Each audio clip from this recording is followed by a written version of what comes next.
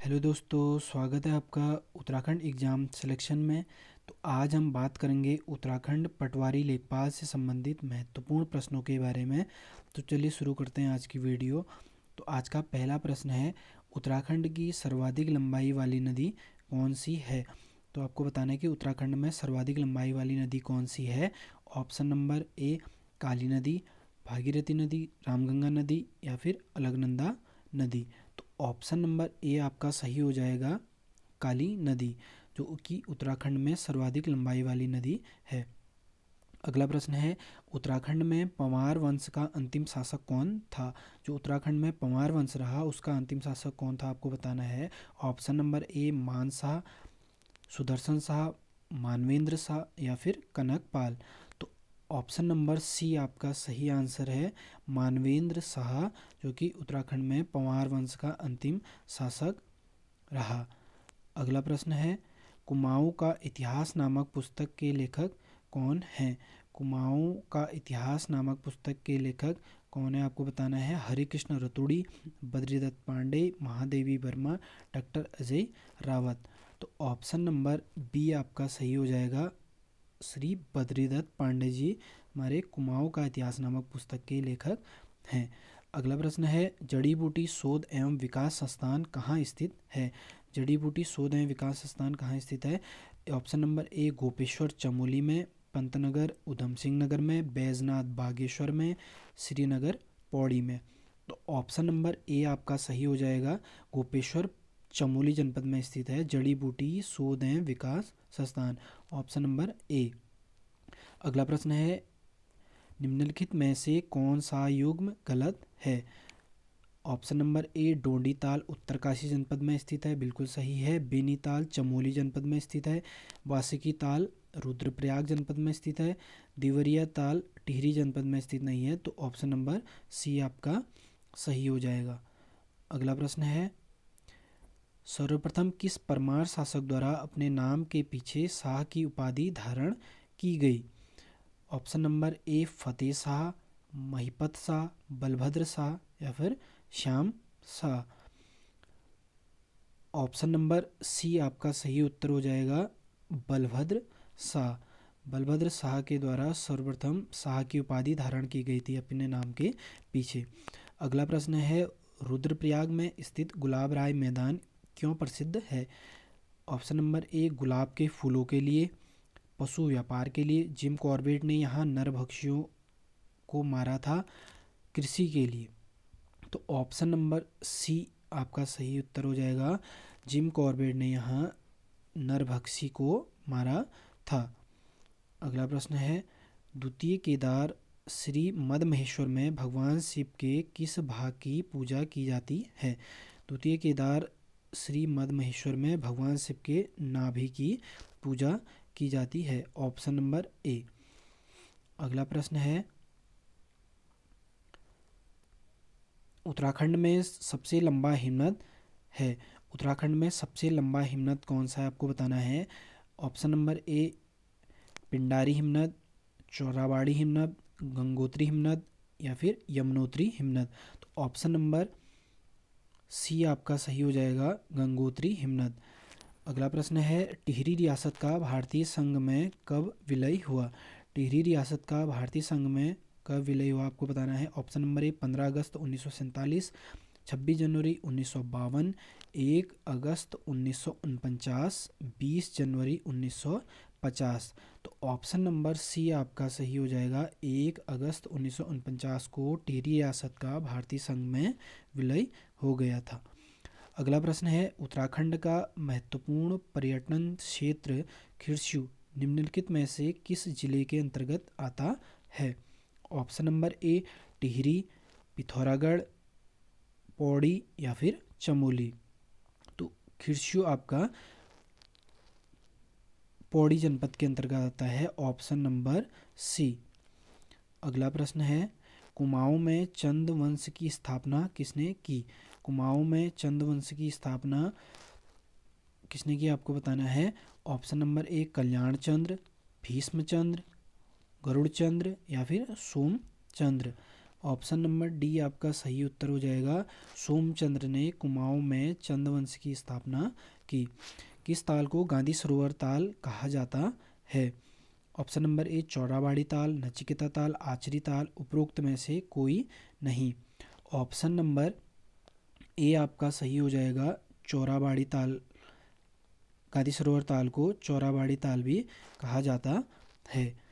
अगला प्रश्न है, पूर्वी धौलीगंगा नदी किसकी सहायक नदी है? पूर्वी धौलीगंगा नदी किसकी सहायक नदी है आपको बताना है। अलकनंदा नदी की, गोमती नदी की, काली नदी की, या फिर शारदा नदी की। तो ऑप्शन नंबर सी आपका सही हो जाएगा। पूर्वी धौलीगंगा काली नदी की सहायक नदी है। Option number C. अगला प्रश्न है, सूर्य एवं चंद्र नामक ताल किस जनपद में स्थित है? सूर्य एवं चंद्र नामक ताल आपके किस जनपद में स्थित है आपको बताना है। ऑप्शन नंबर ए टिहरी, रुद्रप्रयाग, पिथौरागढ़, या फिर चमोली। ऑप्शन नंबर डी आपका सही हो जाएगा। चमोली जनपद में स्थित है सूर्य एवं चंद्र नामक ताल। अगला प्रश्न है, उत्तराखंड का कुल भौगोलिक क्षेत्र है। उत्तराखंड का कुल भौगोलिक क्षेत्र कितना है आपको बताना है। ऑप्शन नंबर ए 60,480 वर्ग किलोमीटर, 53,453 वर्ग किलोमीटर, 55,483 वर्ग किलोमीटर, 65,480 वर्ग किलोमीटर। तो ऑप्शन नंबर बी आपका सही हो जाएगा। 53,483 वर्ग किलोमीटर। Option number B. अगला प्रश्न है, बाणासुर का किला कहाँ स्थित है? बाणासुर का किला कहाँ स्थित है आपको बताना है। Option number A Champawat, Almora, Pithoragarh, या फिर चमोली। तो ऑप्शन नंबर ए आपका सही हो जाएगा। चंपावत जिले में है बाणासुर का किला। अगला प्रश्न है, उत्तरकाशी का ऐतिहासिक नाम क्या है? उत्तरकाशी का ऐतिहासिक नाम क्या है आपको बताना है। Option number A Gangadwar, Banahat, Brahmapur, Govishana. तो ऑप्शन नंबर बी आपका हो जाएगा सही, बाड़ाहाट। बाड़ाहाट उत्तरकाशी का ऐतिहासिक नाम है। अगला प्रश्न है, हंसा मंडराल किस खेल से संबंधित है? हंसा मंडराल जी किस खेल से संबंधित है आपको बताना है। ऑप्शन नंबर ए क्रिकेट, भारोत्तोलक, फुटबॉल, या फिर हॉकी। तो ऑप्शन नंबर बी आपका सही हो जाएगा, भारोत्तोलक से संबंधित है।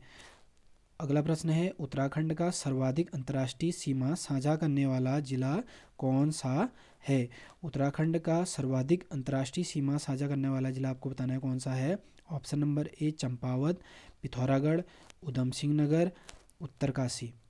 तो ऑप्शन नंबर बी आपका सही हो जाएगा। पिथौरागढ़ जनपद है जो सर्वाधिक अंतर्राष्ट्रीय सीमा साझा करता है।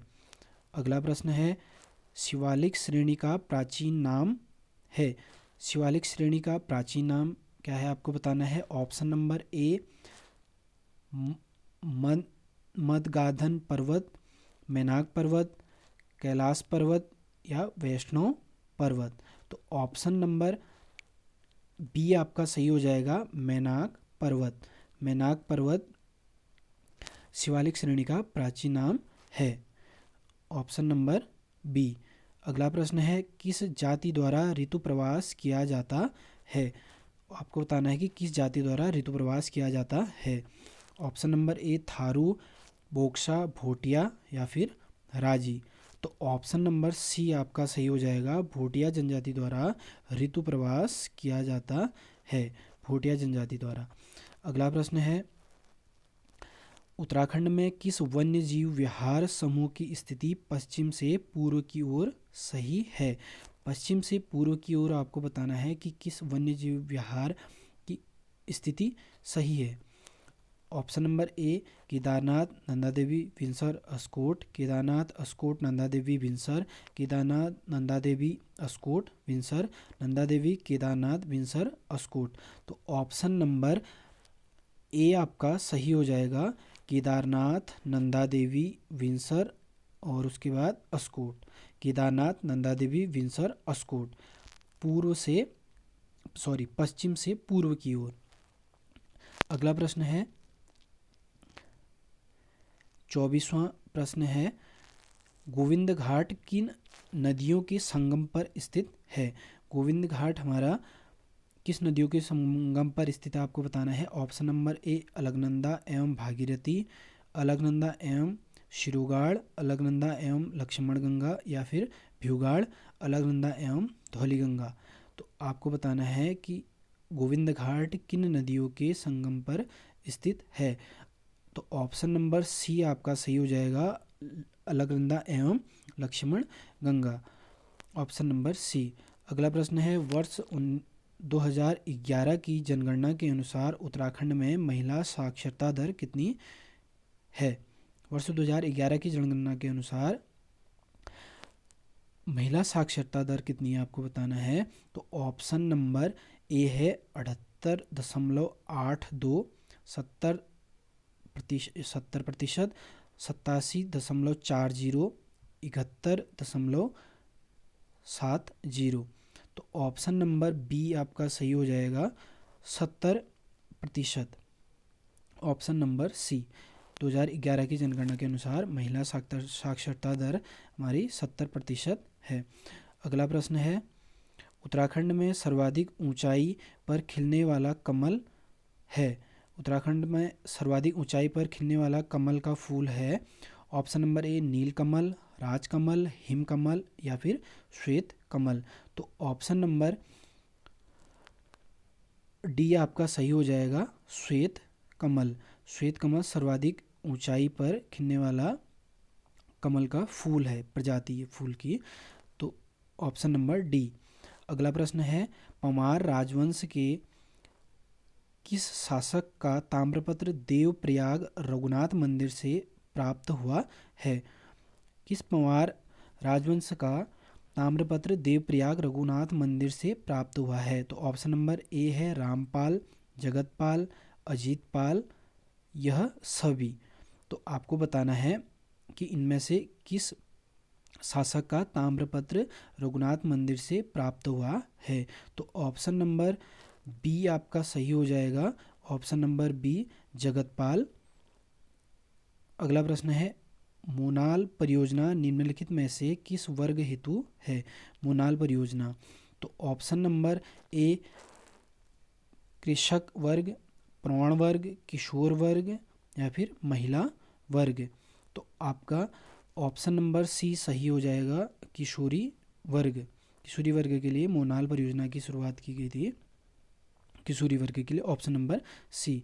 अगला प्रश्न है, निम्न ग्रंथ किस ग्रंथ में उत्तराखंड के लिए उत्तर कुरु शब्द का प्रयोग किया गया है? ऑप्शन नंबर ए ऐत्रेय ब्राह्मण, शतपथ ब्राह्मण, तैत्तिरीय ब्राह्मण, इनमें से कोई नहीं। तो ऑप्शन नंबर ए आपका सही हो जाएगा, ऐत्रेय ब्राह्मण में उत्तराखंड के लिए उत्तर कुरु शब्द का प्रयोग किया गया है, ऐत्रेय ब्राह्मण। अगला प्रश्न है, भिलंगना नदी का उद्गम स्रोत है। भिलंगना नदी का उद्गम स्रोत है आपको बताना है। अगला ऑप्शन नंबर ए Chorabari glacier, Satopanth glacier, Milam glacier या फिर खतलिंग ग्लेशियर। तो आपका ऑप्शन नंबर डी सही हो जाएगा, खतलिंग ग्लेशियर भिलंगना नदी का उद्गम स्थल है। अगला प्रश्न है, सुकुंडा ताल किस जनपद में स्थित है? ऑप्शन नंबर ए बागेश्वर, पिथौरागढ़, रुद्रप्रयाग या फिर चंपावत। तो ऑप्शन नंबर ए आपका सही हो जाएगा, बागेश्वर जनपद में स्थित है सुकुंडा ताल। अगला प्रश्न है, उत्तराखंड के प्रथम सूचना आयुक्त कौन थे?